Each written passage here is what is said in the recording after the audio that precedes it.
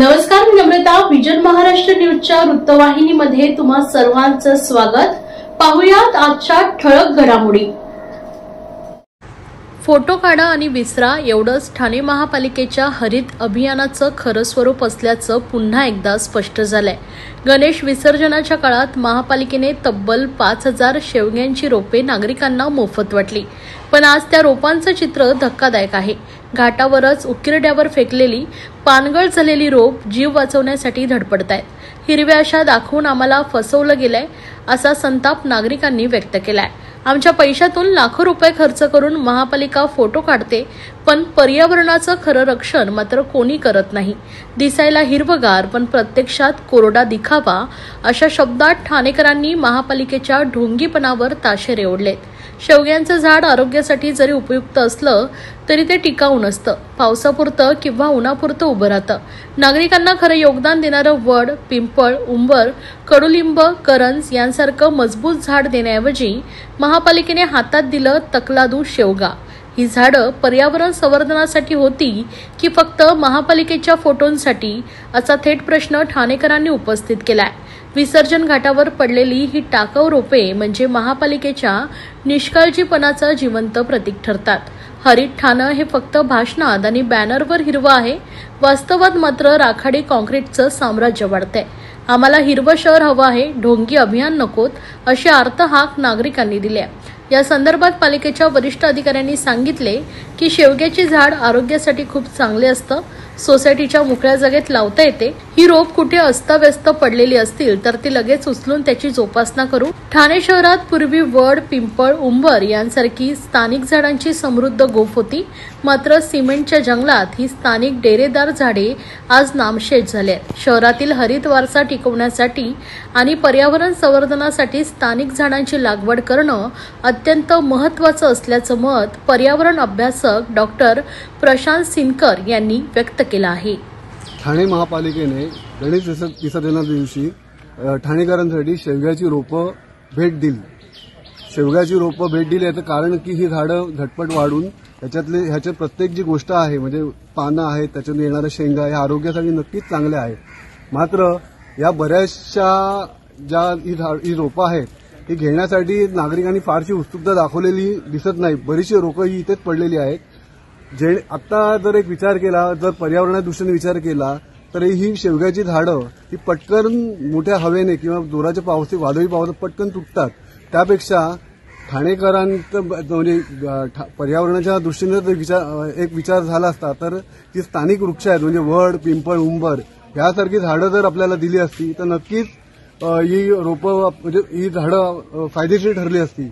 मात्र आज ही रोपं यांनी मान टाकलेली आहे. म्हणजे एक विदारक चित्र ठाणेकरांना एक बघायला मिळत आहे. आज ही रोपं जर कोणाकडे लावली असती तर त्याचा नक्कीच फायदा झाला असता. परंतु ही आज दुर्दैवाची गोष्ट म्हणावीच लागेल आणि ठाणेकरांचा या पैशांचा खेळ महापालिका कधी थांबवणार हे आज बघणं आम्हाला बघायला मिळत आहे.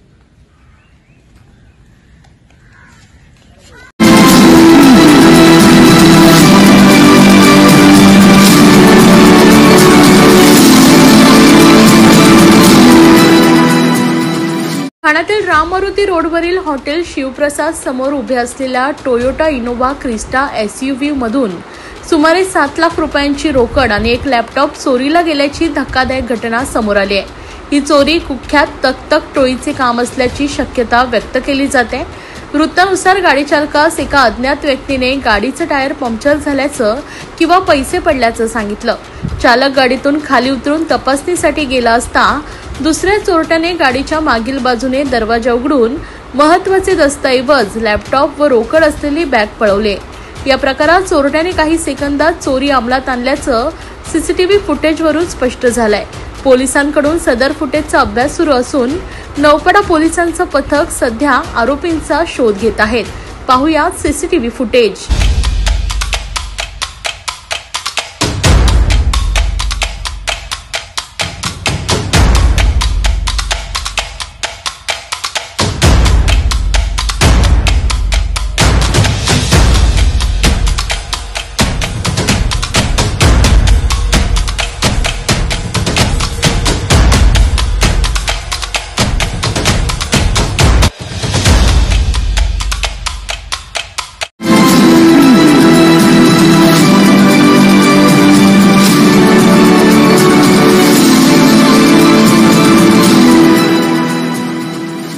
उच्च न्यायालयाच्या आदेशानुसार ठाणे महापालिका क्षेत्रातील अनधिकृत बांधकामांवर पालिका प्रशासनाकडून गेल्या काही दिवसांपासून कारवाई करण्यात येत असून अशाच प्रकारच्या कारवाईसाठी मुंब्रा कौसा भागात गुरुवारी गेलेल्या पालिकेच्या पथकाचा रस्ता रहिवाशांनी रोखून धरला। पथकाकडून समजूत काढण्याचा प्रयत्न सुरू होता, मात्र रहिवाशी रस्त्यावरून हटण्यास तयार नव्हते। यामुळे सायंकाळी पालिकेच्या पथकाने राज्य राखीव दलाच्या तुकडीला पाचारणा करून कारवाई करण्याची तयारी सुरू केली होती। यामुळे परिसरात तणावाचं वातावरण पाहायला मिळालं। ठाणे महापालिका क्षेत्रात गेल्या काही वर्षात मोठ्या प्रमाणात अनधिकृत बांधकामे उभी राहिली आहेत। यापैकी काही बांधकाम प्रकरणी उच्च न्यायालयात याचिका दाखल झाल्या आहेत। त्यावर सुनावणी देताना उच्च न्यायालयाने अनधिकृत बांधकामांवरून पालिकेची कान उघडणी करत ही बांधकामे तोडण्याचे आदेश दिलेत। न्यायालयाच्या आदेशामुळे ठाणे महापालिका आयुक्त सौरभ राव यांना शिळफाटा भागात जाऊन 21 अनधिकृत इमारतींवर कारवाई करावी लागली होती। या कारवाईनंतर न्यायालयाकडून जसजसे आदेश प्राप्त होत आहेत त्याप्रमाणे पालिकेची पथकं संबंधित इमारती रिकाम्या करून कारवाई करत आहेत। अशा प्रकारेच मुंब्रा कौसा येथील भोलेनाथ नगरमधील आनम पॅलेस इमारतीवर कारवाईसाठी गेलेल्या ठाणे महापालिकेच्या पथकाला रहिवाशांच्या तीव्र विरोधाचा सामना करावा लागलाय। मुंब्रा कौसा येथील भोलेनाथ नगरमधील आनम पॅलेस इमारतीवर कारवाई करण्यासाठी पालिकेचे पथक गुरुवारी सकाळी पोलीस पथकासह मोठा फौजफाटा घेऊन गेले होते। या इमारतीत 40 कुटुंब राहतात। ही इमारत दाटेवाटीच्या वस्तीत असल्यामुळे तिथे वाहनही नेणं शक्य नाही। त्यामुळे पालिकेची पथके इमारतीवर कारवाई करण्यासाठी जात होती। याच दरम्यान इमारतीकडे जाणाऱ्या रस्त्यावर रहिवाशांनी ठिय्या मांडत पथकाचा रस्ता अडवला होता। यानंतर न्यायालयाच्या आदेशाने कारवाई करत असल्याचे पालिकेच्या पथकाकडून सांगण्यात येत होते आणि रस्त्यावरून बाजूला होण्यासाठी त्यांची समजूत काढत होते, परंतु रहिवाशी रस्त्यावरून हटण्यास तयार नव्हते व यावेळी रहिवाशी आक्रमक झाल्याचं पाहायला मिळालंय। सर्वप्रथम हे सांगू इच्छितो का ह्या महापालिकेच्या दुटप्पी कारवाईमुळे जवळपास 1,500 ते 2,000 कुटुंब बेकार होणार आहेत या विभागामध्ये।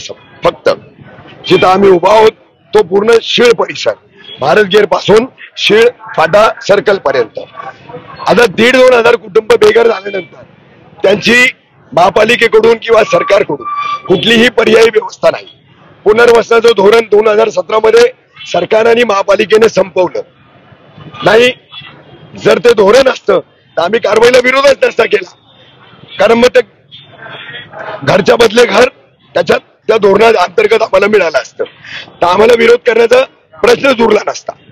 आता राहिली गोष्ट, जे महापालिकेचे भ्रष्ट अधिकारी, इन्क्वायरी कमिशन, एक इंटरिम रिपोर्ट एका इमारतीचा जातो आणि प्रशासन लगेच कामाला लागतं। इन्क्वायरी कमिशन मध्ये काही विशिष्ट लोक तक्रारी करतात निवडक इमारतींची, खैडी रोडची, भोलेनाथ नगरची, वाय जंक्शनची, शिळपाट्याची, मापेची, खान कंपाऊंडची, बबलू कंपाऊंडची,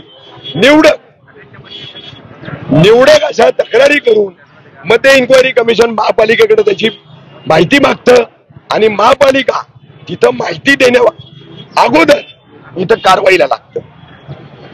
तर हे पाप कुणाचं? हे पाप ठाणे महानगरपालिकेचं, त्यांच्या भ्रष्ट अधिकाऱ्यांचं।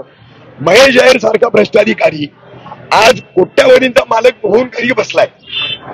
हे सगळं जंगलराज त्याच्या काळात झालेले। कुठे डी का होत नाही त्याची? का त्याच्यावर अँटी करप्शन ब्युरो मध्ये गुन्हा आयुक्त दाखल करत नाही? हा का त्याला मोकळं सोडून ठेवले? म्हणजे जे खाऊन खाऊन गप्पर झाले त्यांना अजूनही वाचवायचंय, फक्त गरिबांना बेघर करायचं आणि आम्ही कायद्याचं राज्य राखलं हा आव आणायचा आहे।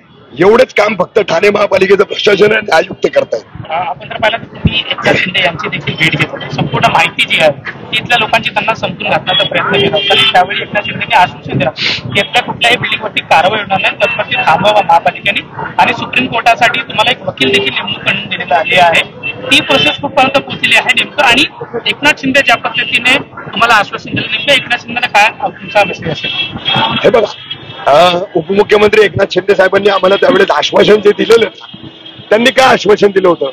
आम्ही 15 तारखेच्या रात्री त्यांच्याकडे गेलो होतो, तर त्या 15 तारखेला आम्ही त्यांना भेटलो तर 18 तारीख कोर्टाची होती। तर तोपर्यंत शिंदे साहेब बोलले का 18 पर्यंत मी कारवाई होऊ देणार नाही। त्या अनुषंगाने त्यांनी कारवाई होऊ दिली नाही। त्याच्यामध्ये असं आहे का शिंदे साहेबांनी सांगितलं का कोर्टात वेळ वाढवून घेऊ, तोही त्यांनी वाढवून घेतला आणि त्याच्यानंतर जे आहे ना, त्याच्यानंतर सुप्रीम कोर्टात जाण्याची तयारी करायची होती, ती तयारी चालू आहे आणि त्या तयारी दरम्यान महापालिकेने जर सांगितलं होतं का गणेशोत्सव नंतर आम्ही कारवाई करू, त्या अनुषंगाने महापालिका कारवाई करत आहे. आजही आमचा संपर्क होणार आहे शिंदे साहेबांशी, या बाबतीत आमचं त्यांच्याशी आजही बोलणं होणार आहे. माझी आपल्या माध्यमातून, सगळ्या प्रसार माध्यमांच्या माध्यमातून उपमुख्यमंत्री एकनाथ शिंदे साहेबांना एकच विनंती आहे का हे लोक बघा बेघर होतील, हजारोच्या संख्येने लोक रस्त्यावर येतील, तर शिंदे साहेब आपल्याला इथले बेघर होणारे लोक मदती करता पुकारत आहात, प्लीज आपण त्यांची मदत करा. या होत्या आजच्या ठळक घडामोडी. अशाच राजकीय, सांस्कृतिक, क्रीडा क्षेत्रातील बातम्या पाहण्यासाठी पाहत रहा विजन महाराष्ट्र न्यूज ही वृत्तवाहिनी. विजन महाराष्ट्र न्यूजच्या फेसबुक चॅनलला व युट्यूब चॅनलला फॉलो आणि सबस्क्राईब करा. धन्यवाद.